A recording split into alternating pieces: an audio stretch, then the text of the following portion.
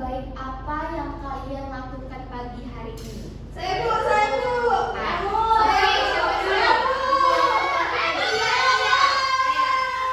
Saya membersihkan kamar saya sendiri, Bu. Berarti itu apa?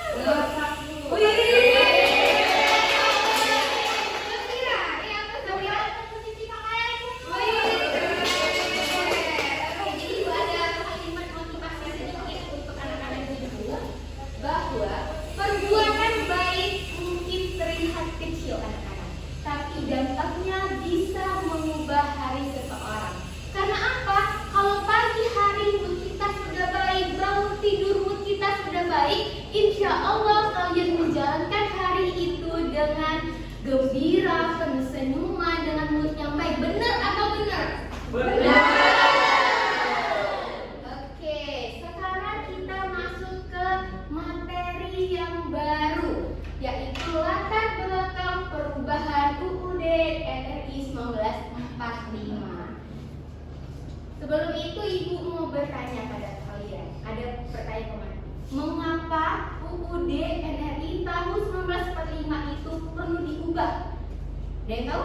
Saya. Nah, oke, yang di belakang dulu, siapa namanya? Yantika, Bu. Oke, apa yang tiga? Karena ada hal-hal baru yang dulu belum ada, Bu. Jadi undang-undang dasar ini harus ditambah atau diperbaiki. Oh, semuanya adalah deh. Bertepus dulu untuk teman kita. Ada lagi? Hai, ini yang cowok. Siapa nih? Ujung ibu apa? Aldo. Oke, Jadi Aldo. kenapa perlu diubah? Karena undang-undang itu menyesuaikan sudah berbeda zaman. Jadi aturannya harus berubah jadi cocok dengan keadaan saat ini. Oke, ada lagi yang mau nambahin? Saya, Bu. Oke, siapa namanya? Yasmin, Bu. Oke, anak gadis ibu apa? Jadi, Bu, itu tuh supaya negara bisa diatur dengan lebih baik. Jadi orang-orang yang begitu itu tahu apa yang harus dilakukan. Oke, bertepuk dulu untuk Aldo dan Yasmin. Jadi, ibu beri gambaran seperti ini, seperti kue lebaran anak-anak. Semisal kita beli kue lebaran tahun ini, kita lepekkan di meja tamu, kita makan 10 tahun, 11 tahun kemudian, buluan dah kira-kira kue itu. Jamuran. Bener tuh, jamuran Nah, ada lemak lagi kan kalau kita makannya, bener dah? Jadi undang-undang harus diubah, harus mengikuti zaman anak-anak. Isinya pun juga harus diubah. Nah, oke. Seperti ini, Undang-Undang Dasar Negara Republik Indonesia 1945 itu adalah hukum tertulis pemerintahan kita, pemerintahan Indonesia. Namun dalam perjalanannya, sejarahnya, UUD 1945 itu tidak selalu berlaku secara terus-menerus anak-anak.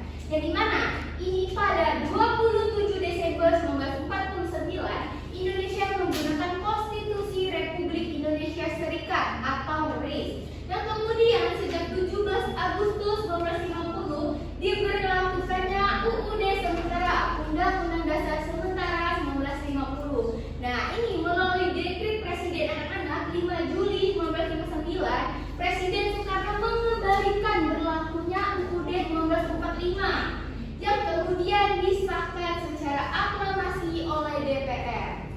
Oke.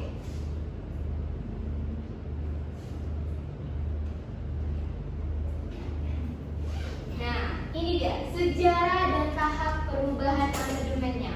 Tahu reformasi 1998? Tahu? Tahu. Demo besar-besaran, sejarah kelamnya Indonesia.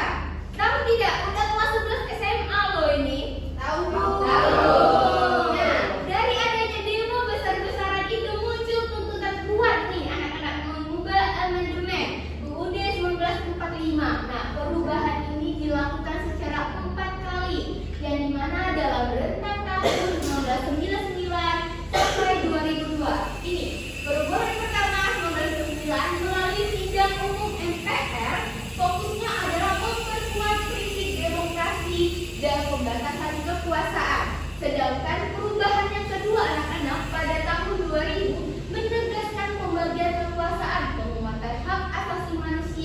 dan kedaulatan rakyat. Diubah lagi yang ketiga pada tahun 2001 yang dimana menetapkan pemisahan yang lebih jelas antara lembaga negara termasuk pembentukan Mahkamah Konstitusi. Jadi pembentukan Mahkamah Konstitusi itu diberlakukan pada perubahan ketiga Undang-Undang Dasar Negara Republik Indonesia tahun 1945. Yang keempat terakhir ini menyempurnakan sistem pemerintahan dan menegaskan NKRI serta sistem presidensial.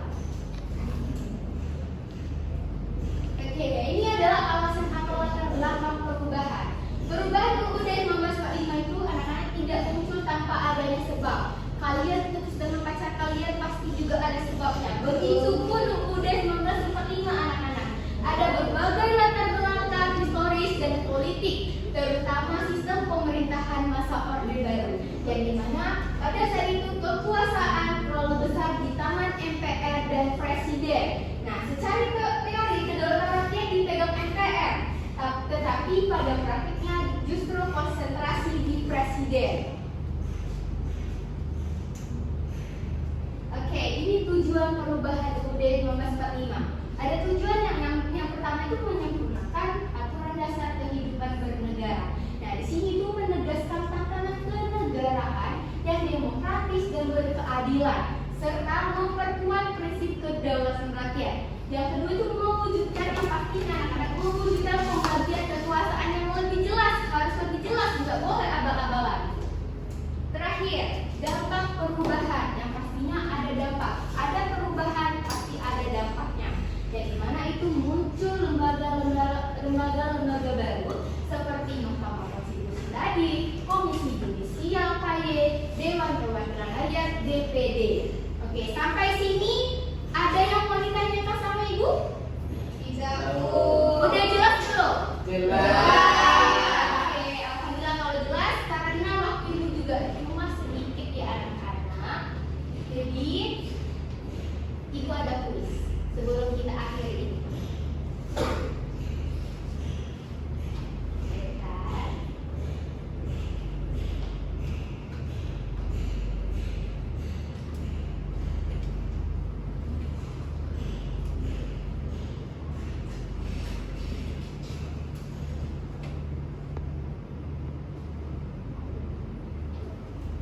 Oke, ini Ibu bagi menjadi 3 kelompok. Tulis ini pakai word flow. Nah, ini kelompok 1 dari baris 1 2 ke belakang.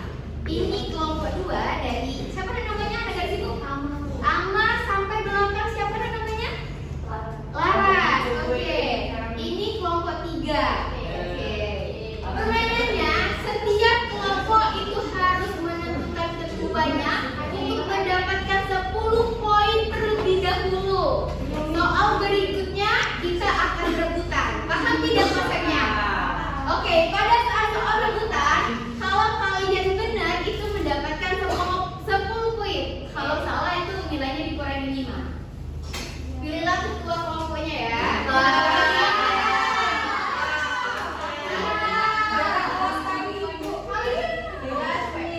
Oke, kita mulai ya dari kelompok 1.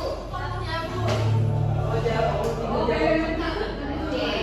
Kelompok 1 siapa ketuanya?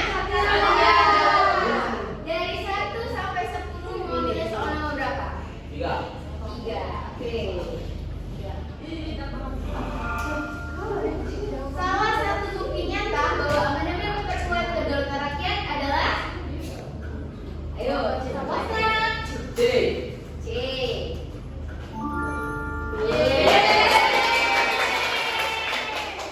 Kelompok 2 siapa ketuanya?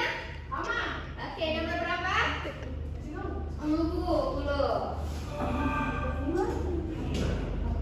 Latar belakang eksternal yang mendorong perubahan UUD 1945 adalah A. Kita lihat.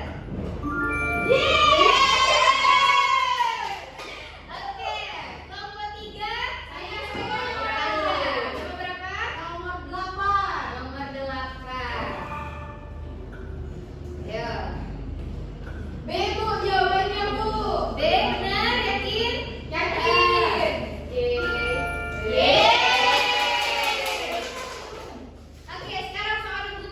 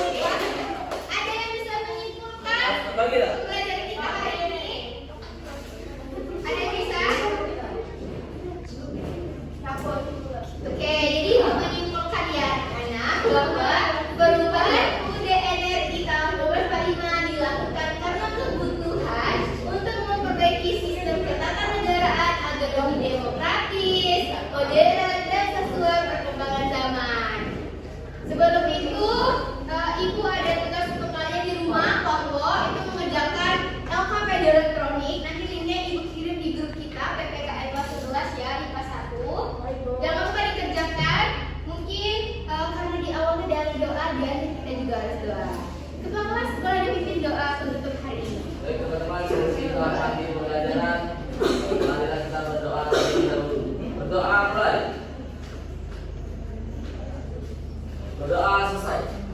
Oke, Ibu akhiri pembelajaran kita